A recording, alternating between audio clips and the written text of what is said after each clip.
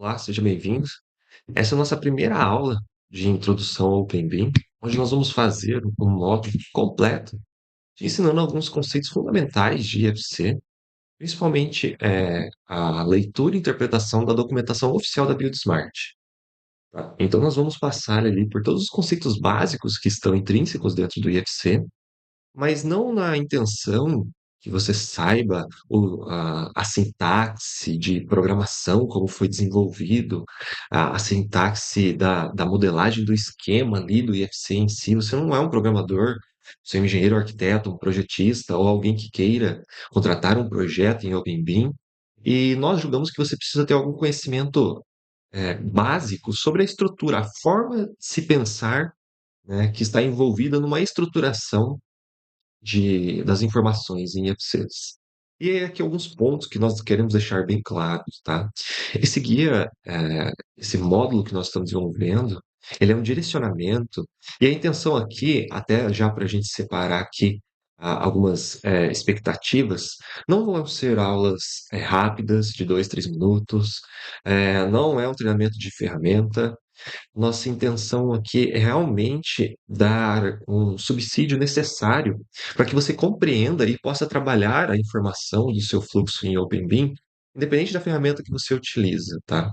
Só que para isso, nós vamos ter que ver conceitos que ninguém está debatendo, discutindo, você não vê isso nos treinamentos. E aí nós sentimos aqui a Plan Build, né, na obrigação de debater e trazer isso para o mercado com uma visão um pouco diferente.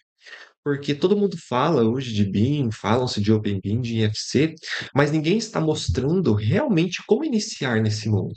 Geralmente as pessoas que dão treinamentos aí, que está cheio de hoje de especialistas vendendo cursos, elas não mostram essa estruturação da informação, muito menos uma coisa simples, que é a leitura e interpretação da própria documentação da BuildSmart e do IFC.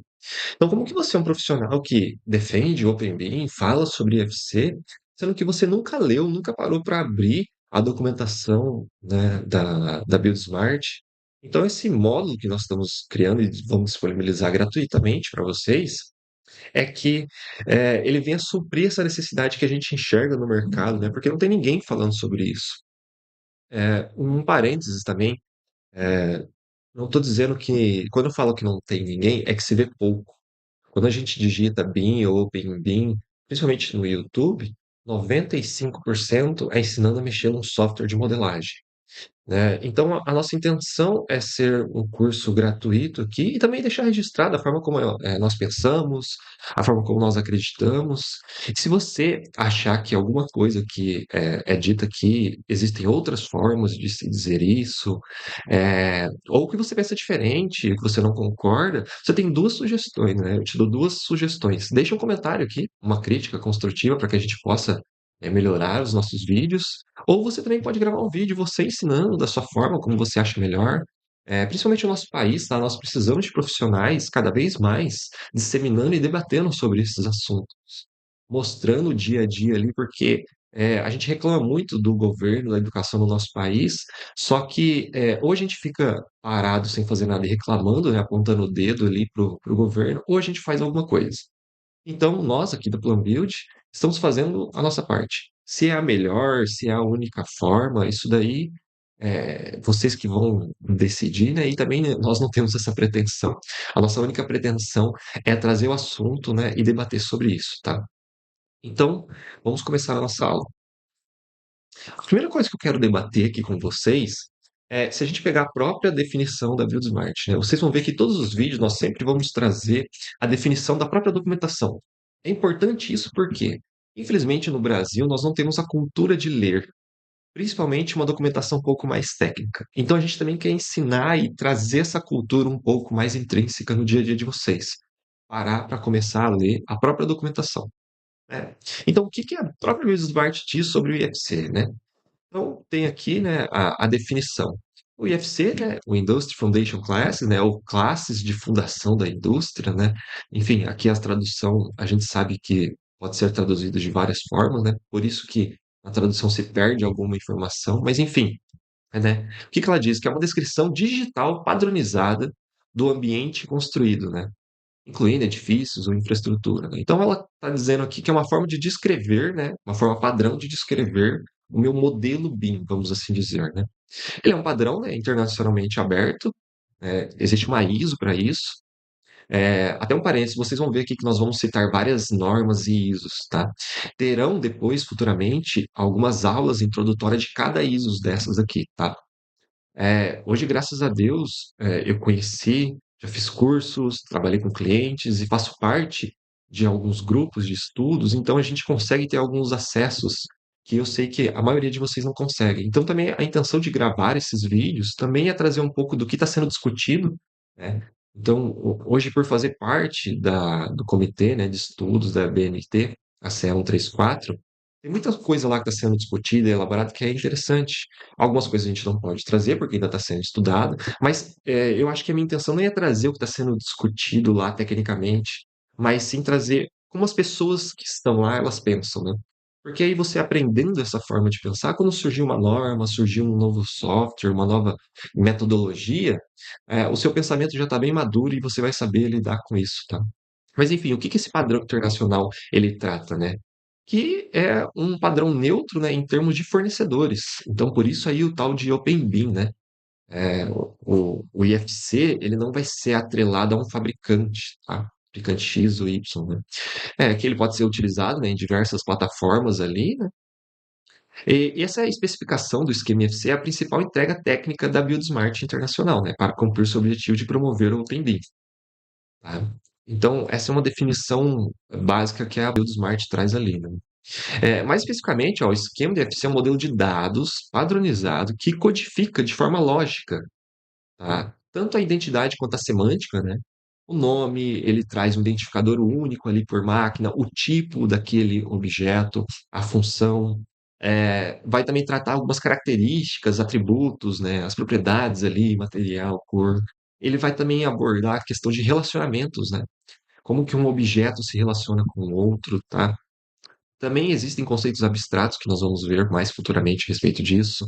Também fala sobre os processos, sobre as pessoas, funções, né? Então, veja que esse esquema de dados em FC, ele tenta abranger, né, várias características ali de uma modelagem BIM, que é fundamental para quando se cria uma padronização, tá? Uma outra coisa que nós vamos ver aqui, que é bem interessante, tá? Como o IFC ele é utilizado na prática, né? Então, basicamente, o IFC ele foi criado porque o mercado ele tem um problema, né? Onde, por exemplo, eu preciso me comunicar. Então, eu estou fazendo um projeto de arquitetura num software A, um software autoral aqui, e eu preciso me comunicar, tanto enviar um projeto quanto receber um projeto, um modelo BIM, vamos assim dizer, né? De um outro software, de um outro fornecedor, um projeto estrutural. E eles precisam se conversar, né? E a gente sabe que cada software, né, assim como você vai fazer um documento do Word, tem a extensãozinha do Word, um documento em PDF, um documento em Excel. Então, cada software, cada programa, ele tem sua extensão.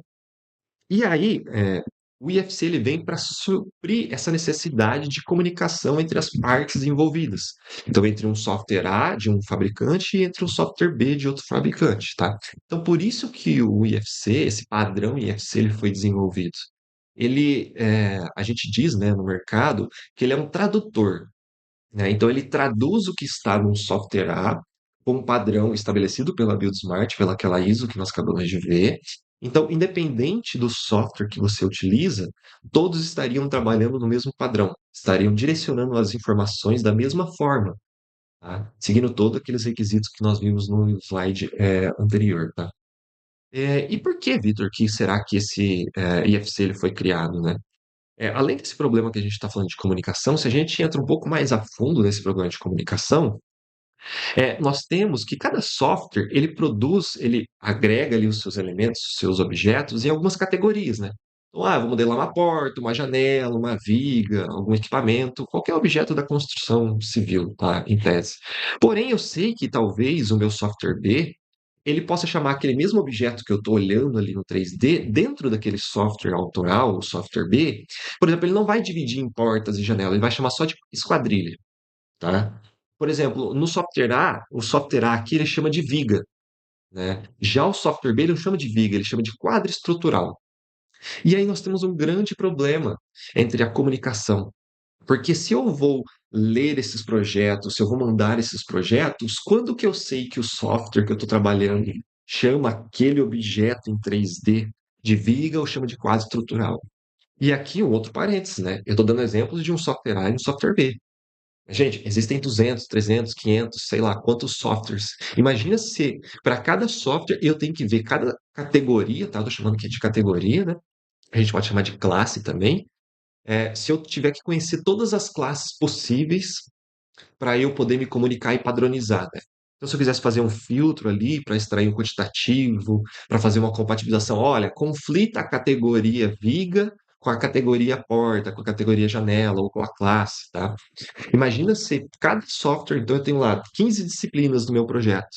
E aí cada software chama uma determinada categoria com um determinado nome.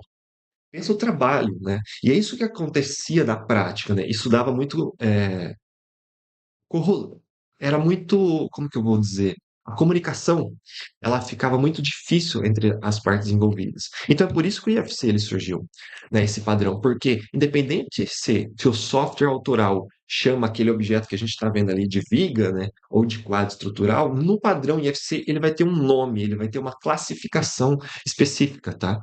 E aí a gente mata esse problema na raiz, né? Um outro parênteses também que é importante vocês saberem que toda tecnologia, principalmente algo que está em desenvolvimento, existem vários problemas e limitações. Mas eu sempre gosto de dizer de que melhor do que é pior, né, no caso de ter um padrão IFC que não seja completo, que não atenda a todas as minhas necessidades, é não ter. Então pense sempre assim que o IFC, ele vai resolver 80, 90% dos nossos problemas, não vai resolver tudo, mas ele é o único padrão, vamos dizer assim, internacionalmente reconhecido e que a maioria dos softwares e modelos autorais que dizem que trabalham em OpenBIM já consegue, seja no nível mais básico ou no nível mais avançado, exportar, traduzir para o IFC, tá? E essa é o grande benefício dele, tá? Uma coisa que é importante vocês saberem também é que existem versões do IFC, tá? Oficialmente, eu trouxe algumas aqui que estão no próprio site da BuildSmart, né?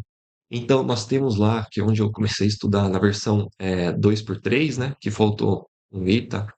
Que lá de 2007, né? Nós temos o IFC 4, tá?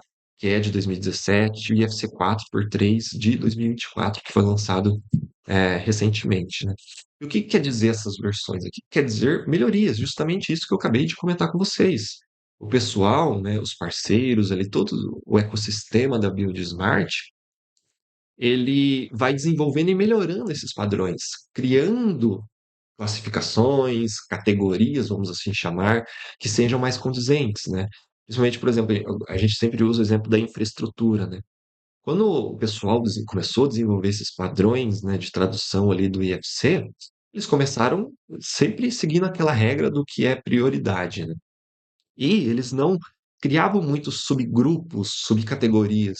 E aí, conforme vai evoluindo a tecnologia, os processos, vão nascendo novas categorias, novas classes, tá? Vamos assim chamar. Principalmente infraestrutura, né? O pessoal aí que trabalha com softwares de infraestrutura, enfim, a gente sabe que não existe ainda muitas classificações para infraestrutura. Na 4x3 já tiveram muitas melhorias, né? Mas, enfim, então essas versões que vão sendo lançadas justamente é para isso, é uma melhoria. E por isso que você tem que estar sempre acompanhando ali o site, né, o pessoal que divulga isso, porque vai estar sempre vindo novidade, tá? Só que, antes da gente entrar dentro do IFC, eu vou precisar apresentar alguns conceitos aqui para vocês que são importantes para criar uma forma de você pensar quando você olhar um dado, né, uma informação ali no IFC.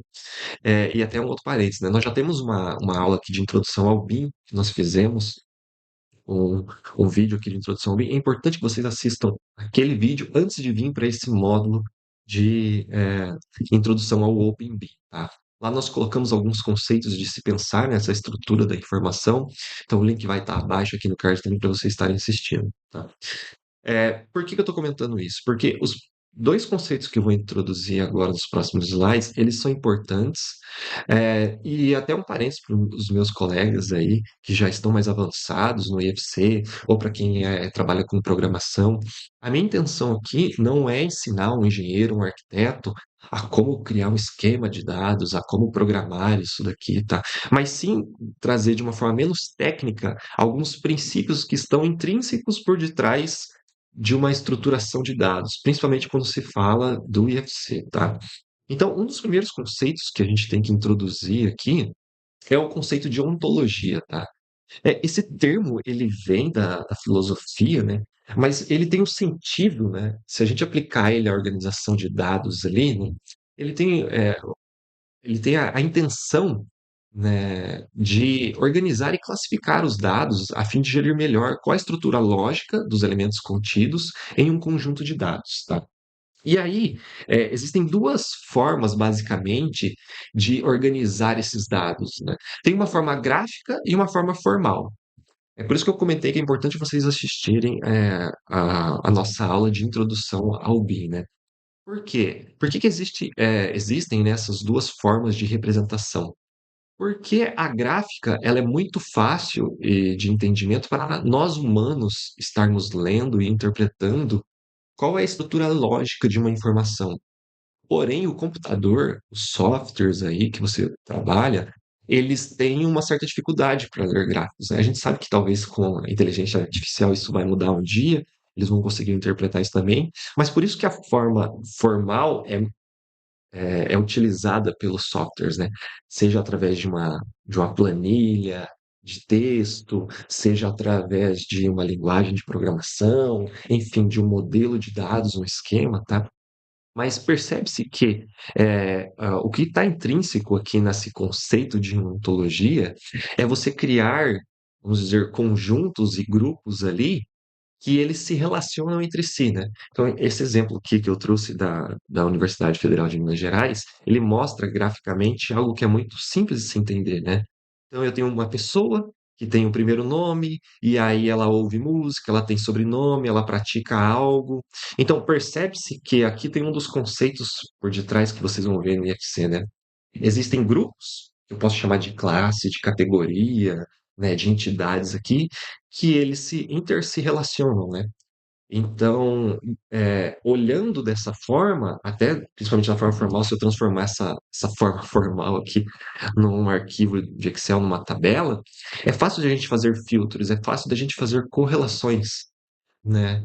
Então, todo e-mail ele está associado a uma pessoa, né? Todo sobrenome está associado a uma pessoa, enfim, a gente consegue navegar entre as informações utilizando os conceitos simples, tá? Como eu disse, não é uma aula de ontologia, eu não vou, nem seria capaz, talvez, de dar uma aula de ontologia, mas é só um conceito que. Outra coisa, esses termos que a gente está deixando aqui em destaque para vocês, vale muito a pena você dá uma lida, uma estudada, joga no Google, assiste um vídeo sobre isso para abrir um pouco mais sua mente, porque essa forma de se pensar vai te ajudar muito quando você for trabalhar com o OpenBIM, tá? Um outro conceito que nós queremos trazer aqui para vocês, e aí esse sim é bem importante vocês entenderem, e entenderem não porque vocês vão programar algo, vocês não querem ser programadores, mas entenderem os princípios que estão por trás disso, tá? Que é a orientação a objeto, né?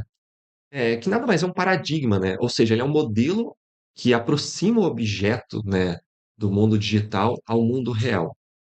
Esse conceito ele foi trazido, né, considerado aí ó, o tal do Alan Kay, né, o pai desse conceito, desse paradigma de orientação ao objeto, né? E olha que engraçado, né, para você ver como que a interdisciplinaridade, né, ou a multidisciplinaridade, então, você não estudar só aquilo que é de engenharia, arquitetura, você dá uma estudada sobre alguns conceitos de programação, matemática, alguns conceitos de filosofia, como a parte da ontologia, ali, elas são fundamentais para você ter um pensamento crítico e analítico, né? Então, olha esse doido aí, né? O cara era formado em matemática e biologia, né? E esse cara aí, ele trabalhou na Xerox, né? Ou Xerox, enfim. Aí eu não vou saber a pronúncia certa em inglês, mas, enfim. Lá, esse pessoal, eles tinham um laboratório, né? que aqui até fugindo um pouco do assunto, eu trouxe umas imagens interessantes. Eles simplesmente desenvolveram alguns conceitos que vocês utilizam hoje em dia. Então, olha que engraçado, né? Um cara que tem uma formação em matemática e biologia desenvolveu alguns conceitos como mouse, interface gráfica, o padrão internet. Eu trouxe um outro aqui também, né, que é o Dynabook. Olha que engraçado. E essa imagem de baixo, esse conceito do Dynabook, né, foi, se eu não me engano, em 1973. Então, olha a visão que esse cara tinha, né? Em 1973, meio que ele já estava segurando ali um tablet, um notebook, um computador. Talvez na época não tinha tecnologia ou recursos para se desenvolver o que você está trabalhando aí hoje, mas olha a visão do cara, né? E por isso que ele trouxe esse paradigma, tá? Porque para conseguir criar programações, hardwares que conseguisse é, propor, né, essa facilidade de gestão dos dados, das informações, ele precisava criar um paradigma, e por isso que foi criada a orientação a objeto, né? Mas, Victor, que diabo é orientação a objeto, né? Bom, se a gente pegar uma das definições que eu trouxe aqui, né, objeto pode ser uma coisa, né, material ou abstrata. Lembre-se sempre disso, porque isso vai fazer muito sentido quando a gente for ler algumas coisas da documentação do IFC, né, que pode ser descrito, entendido e principalmente classificado por meio de seus atributos, propriedades, comportamentos, estados, né, relacionamentos e assim por diante, né? Então, quando a gente pensa em objetos, se você parar e olhar para o seu escritório, seja onde você for, tudo vai ser um objeto, né? Essa caneta aqui da minha mesa digitalizadora, o seu celular, notebook, o meu óculos, né? Tudo isso vai ser um objeto. Então, uma cadeira pode ser considerada um objeto, uma janela pode ser considerada um objeto, seu computador, tablet ali pode ser considerado um objeto, né? Um relatório, se você for ver, ele pode ser considerado objeto, né? Mas nós colocamos em destaque ali que coisas abstratas também podem ser consideradas um objeto na orientação ao objeto, tá? Porque um cronograma. Veja se um cronograma ele pode ser entendido ou classificado, né, por meio dos seus atributos ou propriedades. Um cronograma ele não tem status, ele não tem uma data específica, então uma propriedade, se ele está atrasado, se ele está ativo, né? Ou algo desse tipo. Assim como um conceito também abstrato, né? Aluno. Se eu pedisse para você descrever aluno, o que é um aluno? Né? Então, aluno em si, ele é um conceito abstrato, né? Agora, se o Vitor é um aluno, tá, eu sou uma pessoa, mas aí volta na questão, né? Pessoa também é um conceito abstrato. Você não consegue pegar, né, num aluno. Você pega no João ali, na Maria, né? Vai até ficar estranho isso, né? Mas enfim. Então, isso são conceitos abstratos, mas também são considerados objetos, por quê? Eles possuem características, eles podem ser descritos, né? Então, um aluno ele vai ter uma idade, ele vai ter um nível escolar, ele vai ter várias características que podem descrever o que é um aluno, tá? Então, um objeto nada mais é que uma forma de você estruturar, tá? Eu vou trazer dessa forma um pouco menos técnica, porque, como eu falei, isso não é uma aula de programação, né? Mas é como se você criasse conjuntos, pequenas tabelas, onde aquele elemento, aquele objeto, tá? Seja uma cadeira, uma porta, um aluno, um calendário, um cronograma, né? Uma atividade pode ser um objeto, né? Porque a atividade ela tem status, ela tem características, né? Ela tem atributos, aquela atividade pode estar relacionada. Então, um objeto ele pode ser essa definição de algo material ou abstrato, como nós já vimos, né? Então, se eu trouxer um pouco mais para o nosso mundo, né? Que eu vou começar a introduzir algumas coisas de modelagem de dados aqui, tá? Principalmente voltado à orientação ao objeto, né? Mas se eu pegar, por exemplo, eu quero pegar essa porta aqui, e lembra-se que eu falei, né? Existe a forma gráfica e a forma formal, né? Se eu quiser criar um objeto que represente aquela porta, né? Então, eu posso aqui, eu estou criando como se fosse uma tabela, tá? Onde eu estou dizendo que eu tenho aquele tipo de objeto, ou lembra-se que nós falamos aqui, ó, classificado, né? Eu estou criando uma classe, tá? Então, eu estou criando uma classificação aqui, que eu estou chamando de porta, né? E aí eu estou colocando algumas características dessa porta, né? Nome, material, largura da porta, altura da porta, né? Você concorda comigo que eu posso dessa classe, desse molde, tá? A gente usa muito esse conceito em orientação ao objeto. Eu posso ter vários tipos de portas, né? Então eu posso gerar, por exemplo, uma porta de alumínio aqui, como eu posso também gerar uma porta de vidro, só me baseando naquela classe daquele objeto, né? Então, quando vocês ouvirem falar sobre objetos, sobre classe, pensa sempre que está sendo criado um molde para representar aquele objeto físico e que a partir daquele molde eu consigo gerar outras instâncias daquele objeto, tá? E aí, veja só que eu estou introduzindo no seu vocabulário alguns conceitos que talvez você nunca viu agora, tá? Até agora. Então percebe-se que a partir daquele molde, daquele objeto, eu imaginei um objeto, eu concebi, olha, eu preciso de um objeto que eu vou chamar ele de porta, né? E ele vai ter nome, material, largura e altura. Porque a partir desse molde eu vou criar outros objetos. Então eu vou criar a porta A lá, que ela é de alumínio, ela tem uma largura de 80 por 2,10, como também quero criar uma porta B, que agora ela não é de alumínio, ela é de vidro, e ela é maior, ela tem 4,5 metros por 2,10 ali de altura. Então, veja como é interessante a programação orientada ao objeto. Talvez você já utilize isso esses conceitos no seu dia a dia, mas você só não conhecia que isso é algo estruturado e que foi pensado, né? Então, a orientação ao objeto, ela exige que você crie uma classe, tá? E aí nós vamos começar a chamar isso daqui, esse molde de uma classe, tá? Porque ele classifica aquele objeto. Então, se você, vamos dizer que você não está olhando esse elemento no seu 3D, você selecionou algo e ele aparece aqui descrito dessa forma, né? Com essa classe aqui em cima, com esses atributos, com essas propriedades. Então, com isso você consegue ver, bom, é, tudo bem que no nome ele está deixando explícito, né? Aqui só por exemplo. Mas a partir do momento que eu crio uma classe, eu posso reutilizar isso. Então, toda vez que eu quiser gerar um objeto novo e ele tem que ser uma porta, eu vou utilizar esse molde, tá? Vocês vão ver que no NFC, eu coloquei aqui quatro características aqui, mas eles são uma infinidade. Existem bastante características que elas vão se interrelacionar, né? E aí, um outro conceito que a gente quer trazer interessante aqui também para essa aula é que, tá, então vamos dizer agora que eu criei mais dois outros moldes, né? Mais duas outras classes. Então eu já tinha minha classe de porta, só que, pô, no meu projeto também vou precisar de uma viga, vou precisar de uma laje. Então eu criei classes, tá?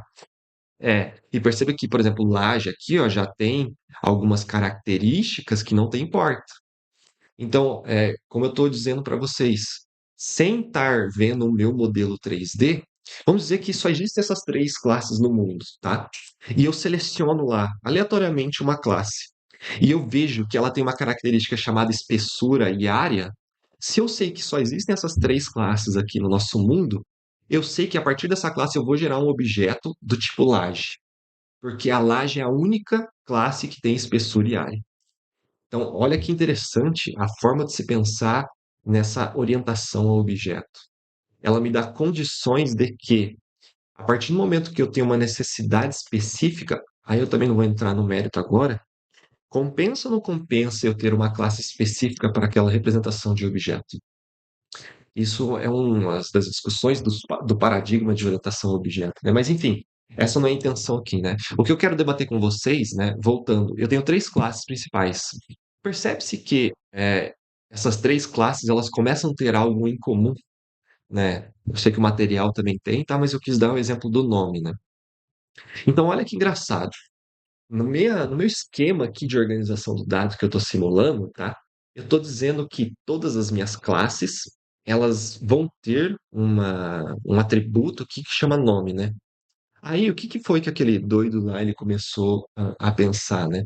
Ele falou, bom, já que eu vou ter essa característica em todas as minhas classes, eu preciso criar uma forma, né, que, se eu não me engano, o pessoal chama de agregação, tá?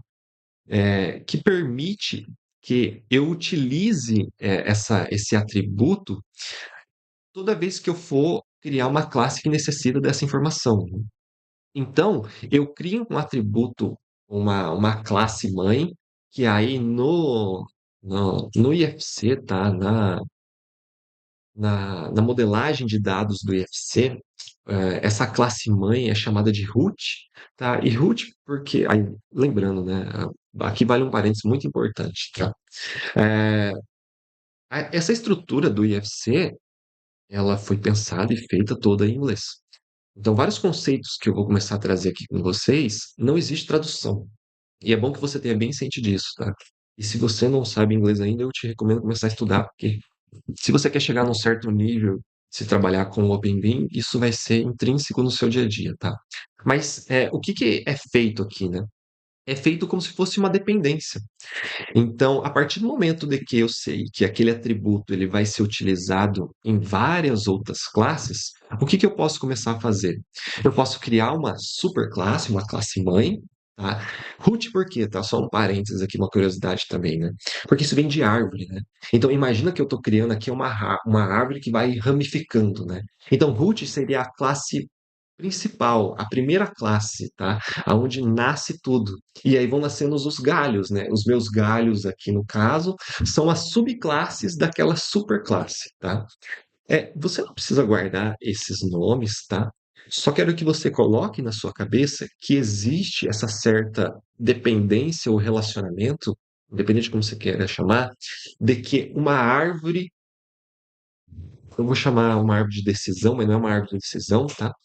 Mas é uma árvore lógica ali de que existe um relacionamento e essas propriedades elas vão sendo herdadas ali por esses objetos ou por essas classes, tá?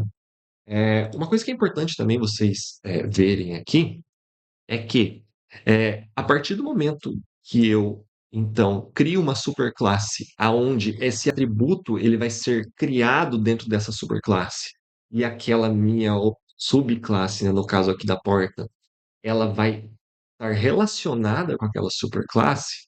Isso não quer dizer que quando você selecionar um objeto, tá? Então eu estou selecionando lá uma instância desse objeto, tá? No meu projeto, uma porta. O seu software, o software que trabalha ali na leitura e interpretação de um arquivo IFC, ele vai mostrar o nome da porta ali. Só que agora você, depois dessa explicação, o que tem que sempre vir na sua mente é que alguns atributos, algumas propriedades, por mais que elas estejam aparecendo ali no visual do seu software, né, como o nome, o material, elas são herdadas de subclasses, tá? De superclasses, no caso. Como eu falei, não é importante que você grave tudo isso daqui, esses nomes. Ah, isso é uma superclasse, é uma subclasse, tal, tal, tal. Isso é simplesmente porque talvez você nunca tinha visto isso, e eu preciso introduzir esses conceitos, porque quando nós formos ler a documentação da BioSmart, você vai ver que isso acontece na prática. Então, pô, eu quero saber quais são os atributos daquela classe. Quais são as propriedades daquela classe? Ó, os atributos de uma classe lá, porta são esse, esse, e esse. Só que esse atributo ele está vindo de uma outra superclasse, tá? E assim por diante. Então é simplesmente para você conhecer isso, tá? Como nós falamos no início do vídeo, não é algo que a gente vê nos cursos por aí, e é algo que, se você aprender esses conceitos, eu te garanto que o seu nível de BIM, de OpenBIM, ele vai subir absurdamente, tá? Porque, como eu falei, essa orientação objeto, ela está intrínseca quando se fala, principalmente a respeito de IFC, tá?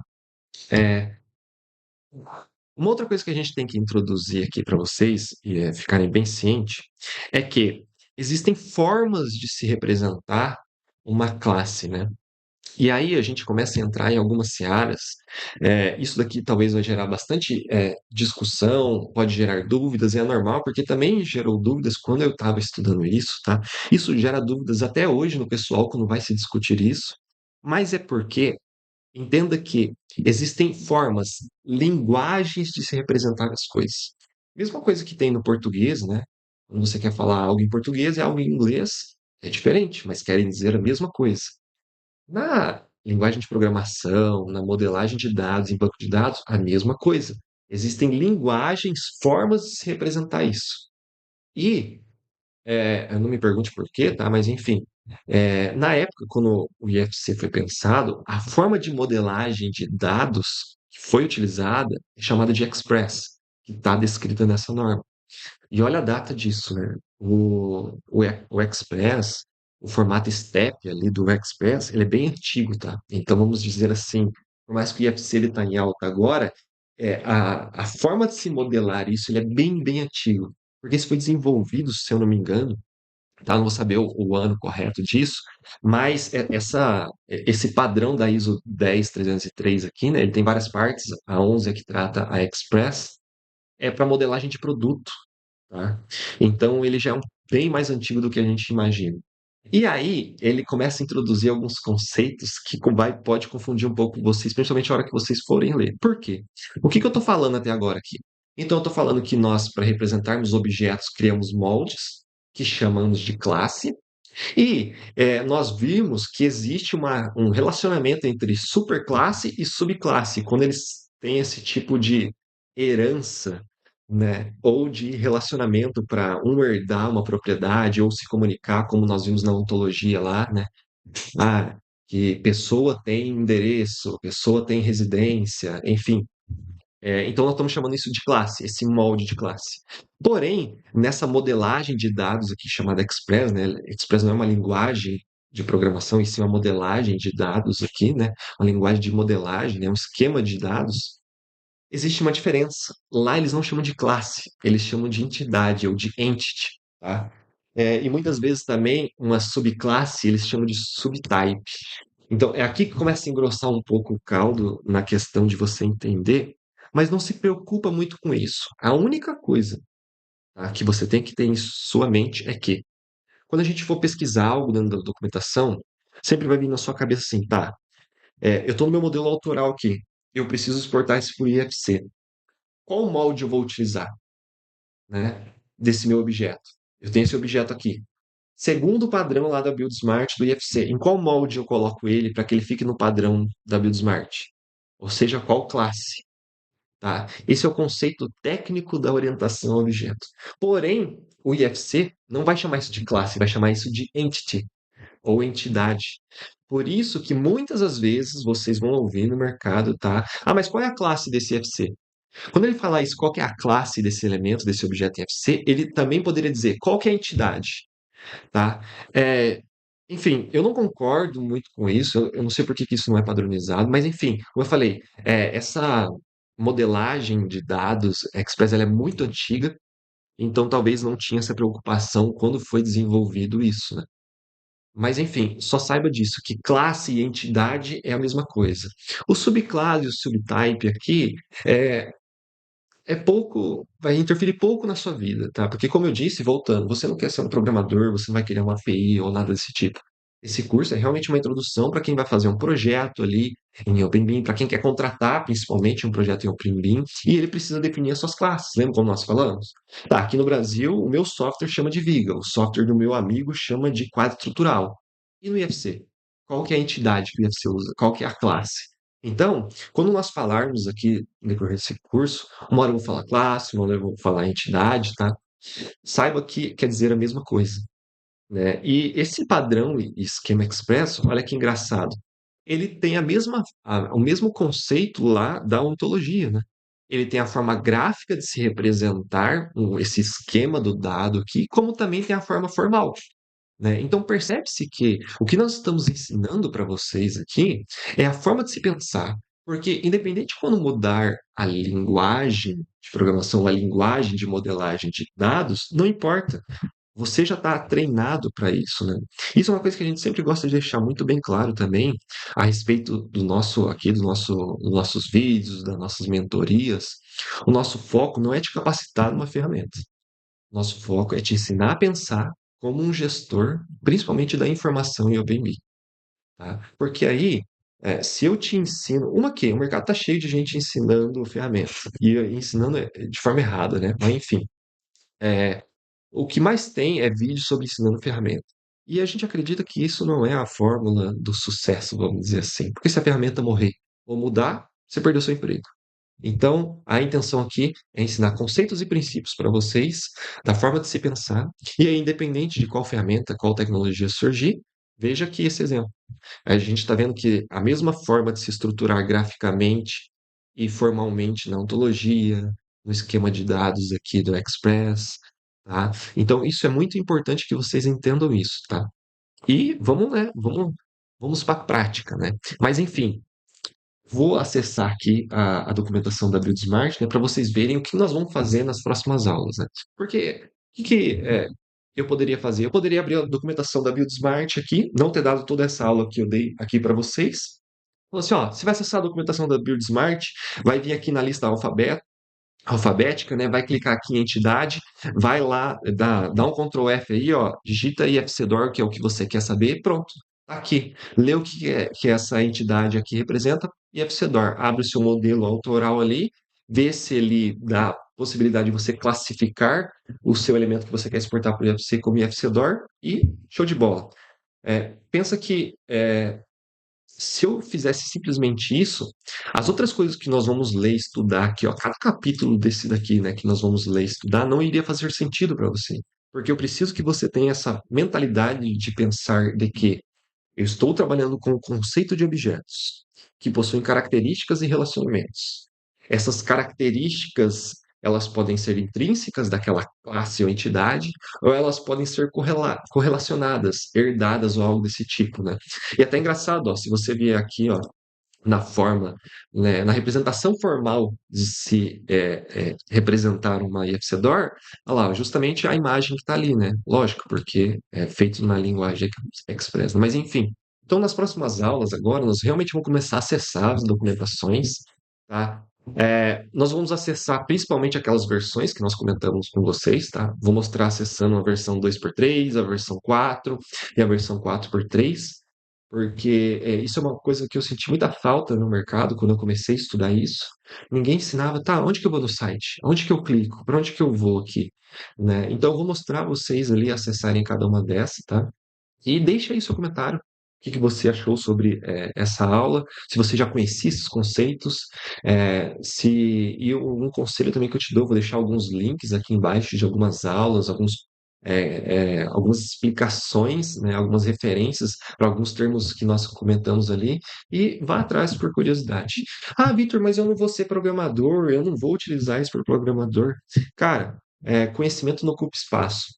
Tá, eu não estou falando aqui para você estudar, para você ser um programador ou algo desse tipo, mas você conhecer por detrás dos panos no back-end o que acontece, isso facilita e te ajuda muito na hora de estruturar os seus dados ali e as informações dentro de um fluxo OpenBI.